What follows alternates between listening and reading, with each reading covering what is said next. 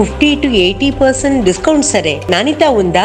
Don't worry. ఏ ఫ్యాక్టరీలో అయితే మిగతా బ్రాండ్స్ మందులు తయారు చేయబడతాయో అదే ఫ్యాక్టరీలో మెడ్ప్లస్ బ్రాండ్స్ మందులు కూడా తయారు చేస్తారు. Best quality, best price, always MedPlus.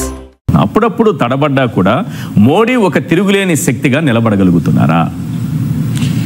డెఫినెట్గా అసలు తడబడ్డాడన్న పదం కూడా మనం చెప్పలేము. ఇప్పుడు 10 ఏళ్ళు ప్రధానమంత్రిగా పనిచేశాక ఎక్కడో ఒక చోట ఏదో కొంత వ్యతిరేకత, ఏదో కొంత కంప్లైంట్, అసంతృప్తి ఉండకుండా ఉంటుందా? కరెక్ట్. ఇప్పుడు మనమే 10-12 గంటల పాటు పనిచేశాక మొదటి గంటలో పనిచేసినంత ఎఫిషియెంట్ గా 13-11 గంటలు పనిచేయగలమా? సో అందువల్ల మోడీ తడబడ్డాడని నేను అనుకోను.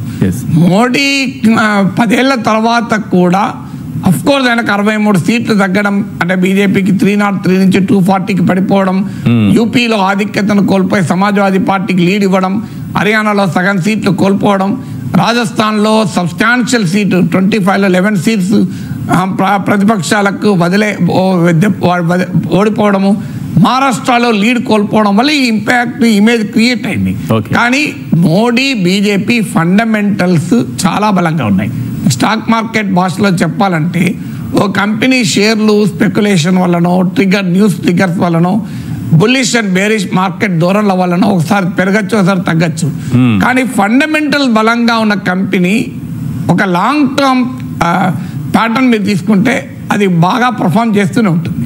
సో ఇక్కడ కూడా బీజేపీ, మోడీ ఒక పవర్ ఫండమెంటల్ బలంగా ఉన్న కంపెనీ లాంటిది. అందువల్ల ఒక లాంగ్ టర్మ్, ఒక ఎలక్షన్లో దెబ్బతినొచ్చు, ఒక ఎలక్షన్లో గెలవచ్చు, ఓ బై ఎలక్షన్లో దెబ్బతినొచ్చు. కానీ ఇది తాత్కాలికమే. లాంగ్ టర్మ్ గ్రోత్ స్ట్రాటజీ తీసుకుంటే ఫండమెంటల్ బలంగా ఉన్న వాళ్ళు గెలిచారు. మీరు 2018 రాజస్థాన్, మధ్యప్రదేశ్, ఛత్తీస్గఢ్ అసెంబ్లీ ఎలక్షన్లో ఓడిపోయారు. అండ్ 2019 లోక్సభ ఎలక్షన్లో అక్కడ 65కి 60 పైన గెలుచుకున్నారు కదా. సో అందువల్ల ఆ ఫండమెంటల్స్ ఏంటి? ఓ బలమైన నాయకుడు, ఒక పోలరైజింగ్ నరేటివ్, ఒక బలమైన నరేటివ్, అది పోలరైజింగ్ గా ఏదన్నా కానీ ఒక బలమైన పార్టీ, క్షేత్రస్థాయిలో నిర్మాణము, ఎప్పటికప్పుడు క్షేత్రస్థాయి నుంచి ఫీడ్బ్యాక్ తీసుకునే యంత్రాంగం, ఆ ఫీడ్బ్యాక్ కు రెస్పాండ్ అయ్యే నాయకత్వం, ఒక అడాప్టబిలిటీ ఉన్నటువంటి పార్టీ స్ట్రక్చరు, అన్నిటికీ మించి బ్రహ్మాండమైన వనరులు, రిసోర్సెస్, ఇవన్నీ కూడా మీకు ఫండమెంటల్స్ లో భాగం.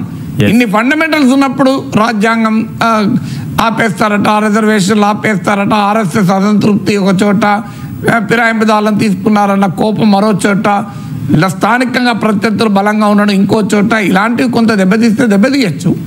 అది మీకు వేవ్లను బట్టి కొన్నిసార్లు అటు ఇటు అవుతుంటాయి.